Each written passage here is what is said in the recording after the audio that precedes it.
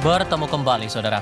Polda Metro Jaya menghentikan perkara dua tersangka kasus fitnah ijazah Jokowi, yakni Egy Sujana dan Damai Hari Lubis. Penerbitan SP3 ini berselang 1 pekan setelah Egy dan Damai Lubis menemui Jokowi di Solo, Jawa Tengah. Kubu Roy menyebut ini sebagai strategi Jokowi memecah belah. Pertemuan silaturahmi itu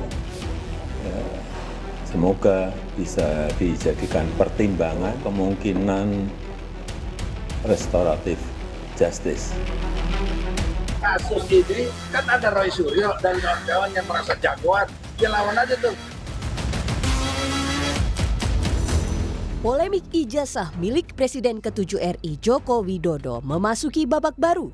Polda Metro Jaya resmi menerbitkan surat perintah penghentian penyidikan atau SP3 pada dua tersangka kasus fitnah ijazah Jokowi, Egy Sujana dan Damai Hari Lubis. Menurut Kabid Humas Polda Metro Jaya, Kombes Budi Hermanto, penerbitan SP3 perkara Egy dan Damai Lubis berdasarkan hasil gelar perkara khusus setelah adanya permohonan dari para pelapor dan tersangka, serta mempertimbangkan keadilan restoratif. Penerbitan SP3 ini berselang sepekan setelah Egy Sujana dan Damai Lubis menemui Joko Widodo di kediamannya di Solo, Jawa Tengah. Dalam pertemuan ini, Egy membantah jika kedatangannya untuk meminta maaf pada Jokowi, melainkan memohon pada Jokowi agar ditempuh langkah restoratif justice untuk menghentikan kegaduhan perkara ijazah. Jangan salah info. Saya kesini mungkin Bapak terima, mungkin pembisik-pembisiknya menyatakan Egy datang meminta maaf. No way, jelas ya. Saya datang bukan untuk minta maaf. Itu saya sampaikan depan beliau. Saya ingin menegakkan kebenaran. Kenapa? Karena saya tidak pantas ditersangkakan. Saya harus bagaimana? Nah disitulah baru ada RJ itu. Saya minta perintah Kapolri kepada Kapolda, Kapolda kepada Dirkrimum, cabut cekal saya dan SP3 kan saya. Itu yang saya bilang, dia langsung reaksi. Kasakusuk soal berdamainya Egy Sujana dengan Jokowi kini menimbulkan spekulasi. Kuasa hukum Roy Suryo CS, Ahmad Kozinudin, menilai jika Jokowi tengah panik. Strategi berdamai ini dinilai sebagai strategi Jokowi untuk memecah belah kubu Roy Suryo CS. Artinya konfirmasi yang Saudara Joko Widodo sebenarnya hari ini ketakutan jika proses ini masuk ke persidangan, sehingga berusaha menggembosi perjuangan dengan mencicil untuk menjadikan para pejuang itu menjadi pengkhianat. Memang sebagian berhasil, tapi mereka terus berupaya berkomunikasi dengan Solo. Jadi semakin tawaran itu ditawarkan, semakin mengkonfirmasi memang strategi belah itu, strategi pecah belah itu bukan hanya sedang telat, tapi akan terus dimainkan oleh kubu Jokowi. Ketua Umum KAMI Jokowi, Rasman Nasution, membantah jika pertemuan Egy dan Damai Lubis dengan Jokowi sebagai upaya untuk memecah belah. Menurut Rasman, Jokowi memang sangat terbuka untuk memaafkan tersangka lain. Aturan hukum bukan rekayasa. Jadi tidak ada yang disebut dengan pecah belah oleh Bapak Jokowi. Pak Jokowi itu wait and see. Saya pastikan Kurnia dan kawan-kawan, jika ingin datang ke kediaman Bapak Jokowi, welcome, pintu terbuka. Itulah negarawannya seorang Bapak Jokowi. November 2025, polisi menetapkan 8 orang tersangka kasus fitnah ijazah Jokowi. Egy Sujana dan Damai Hari Lubis yang masuk dalam klaster pertama telah dihentikan penyidikannya. Sementara Roy Suryo, Rismon Sianipar dan Tifauziah Tiasuma alias Dr. Tifa yang masuk dalam klaster kedua, berkasnya telah dilimpahkan ke Kejaksaan. Tim Liputan, Kompas TV. Apakah benar di balik SP3 dua tersangka ini berkaitan dengan taktik Jokowi? Saya diskusikan ini bersama analis politik Adi Prayitno. Hai Mas Adi, apa kabar? Selamat malam, Mas Terima kasih sudah bergabung bersama kami. Begini, pada akhirnya kan kalau sudah ada cerita yang berubah 180 derajat ini memunculkan ada pandangan Jokowi versus Roy, Rismon, Tifa. Dan ada yang melihat ini sudah bukan lagi urusannya soal penegakan hukum saja. Sejauh mana Anda menangkap itu? Ya, saya kira secara fakta politik per hari ini, sudah ada 2 orang yang sebelumnya ditetapkan sebagai tersangka, yaitu Egy Sujana dan Damai Hari Lubis, itu kemudian proses penyidikannya dihentikan alias SP3. Ini adalah fakta-fakta politik hari ini yang tidak bisa dibantah, yang tentu publik ini menganggap tidak terlepas dari setelah adanya pertemuan dari kedua belah pihak, yaitu ketika Egy Sujana dan Damai Hari Lubis berkunjung ke kediaman Pak Jokowi di Solo. Bahkan dalam pernyataan secara terbuka, Pak Jokowi juga mengakui ada pertemuan di antara dua belah pihak ini dan mengapresiasi sekaligus juga menghargai bahwa silaturahmi itu adalah hal-hal yang sifatnya mulia. Kita kan juga tahu bahwa sebenarnya Pak Jokowi juga mengatakan semoga dengan adanya pertemuan ini ada yang disebut dengan restoratif justice, yang itu merupakan kewenangan penyidik terkait dengan dua sosok ini. Jadi dua konteks ini yang sebenarnya dilihat oleh publik bahwa sebenarnya dalam proses hukum pidana yang sedang berlangsung sekalipun, ada proses-proses yang sifatnya bisa dilakukan dengan cara yang lain, yaitu mediasi, ada islah, dan ada perdamaian politik antara pihak-pihak yang saling terkait itu untuk menyelesaikan ini dengan cara baik-baik.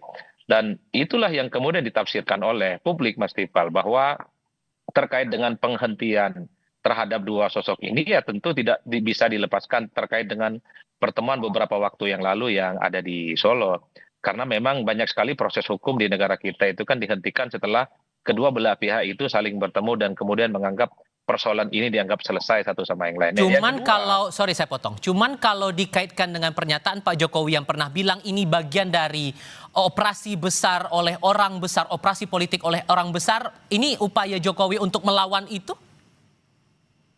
Ya, saya kira bagi saya secara prinsip hal-hal yang semacam ini adalah agak sulit untuk bisa dibuktikan ya. Tapi bagi saya secara prinsip sepertinya kalau kita bicara tentang proses hukum, masih ada proses-proses lain yang kemudian bisa diselesaikan. Seperti mediasi dan restoratif justice seperti yang terjadi ini. Oleh karena itu, sekalipun misalnya ada dugaan orang besar, ada orkestrasi, kemudian juga dikait-kaitkan dengan soal kemungkinan soal kompetisi di 2029. Nah, Bagi saya secara prinsip ya, kalau pertemuan kedua tokoh ini tidak mungkin itu hanya bertepuk sebelah tangan. Jadi kedua belah pihak ini sudah bersetuju, saling bertemu dan saling bersilaturahmi. Apakah di situ ada maaf-maafan, itu kan sebenarnya adalah persoalan teknis. Tapi publik melihat ketika ada SP3, yang itu artinya proses hukum yang terkait dengan Egy Sujana dan Damai Hari Lubis ini tidak dilanjutkan, itu berarti ada ruang mediasi yang sebelumnya sudah dilakukan. Nah. Jadi ini adalah ruang-ruang persuasi yang per hari ini sedang kita lihat secara seksama, Mas Tifal. satu sisi betul ada persuasi, cuman ada yang berbeda. Karena awalnya Egy Sujana sempat menyampaikan keras begitu, mempertanyakan masalah ijazah ini sampai kemudian akhirnya dibawa ke ranah hukum. Terus kemudian terakhir kali menyampaikan kepada wartawan, memuji bahkan Joko Widodo setelah pertemuan itu terjadi di Solo, Jawa Tengah. Kita coba putar dulu pernyataan Egy Sujana berikut ini. Yang bagus, Pak Jokowi akhlaknya bagus. Dia terima kita dengan baik, padahal dia merasa yang difitnahin. Jadi soal kasus ini, kan ada Roy Suryo dan kawan-kawan yang merasa jagoan. Dia lawan aja tuh. Lalu kemudian berbuah restoratif justice, apakah sesederhana itu atau ada hal lain di balik itu semua?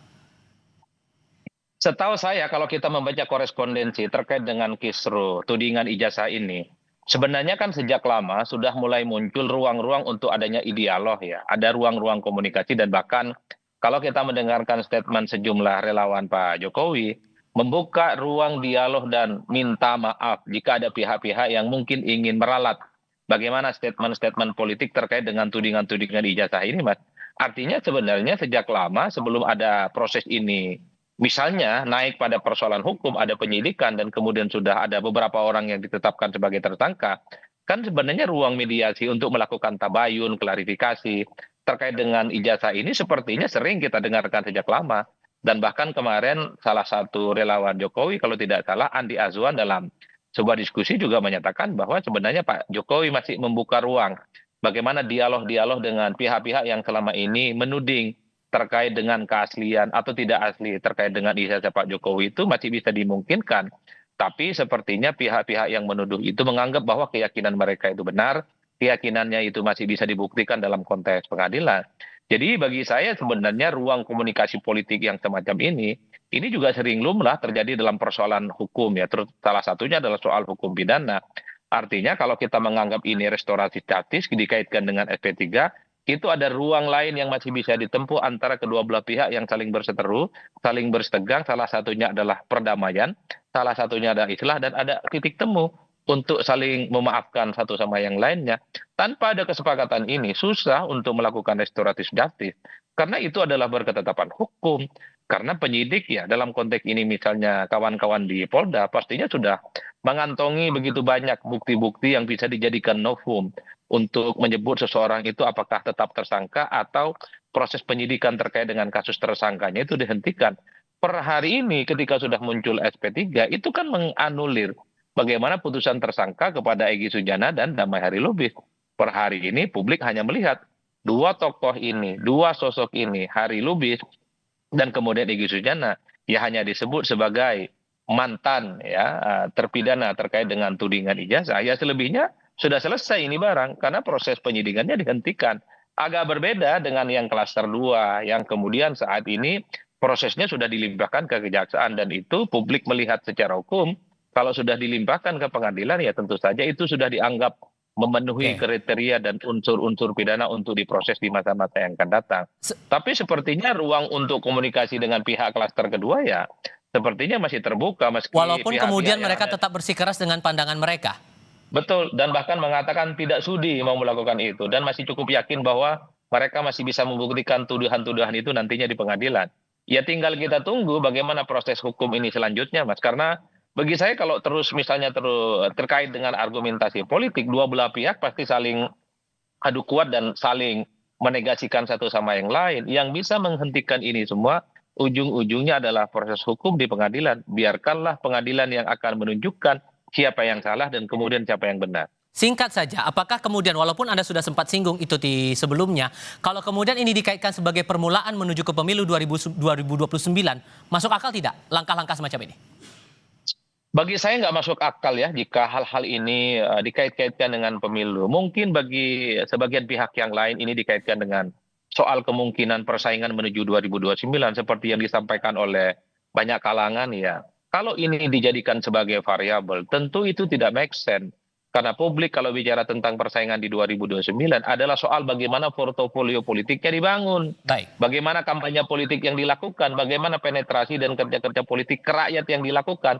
Bukan dengan cara soal lapor-melapor terkait dengan ijazah yang saya kira ini nggak ada hubungannya dengan preferensi pilihan orang untuk datang ke TPS. Baik. Jadi ijazah ini hanya ramai di ruang publik dan sangat berjarak terkait dengan urusan-urusan pemilu di 2029. Oke, Mas Adi Prayitno, terima kasih sudah berbagi perspektif bersama kami. Selamat malam, Mas. Terima kasih Mas Tifal. Selamat malam Mas Tifal.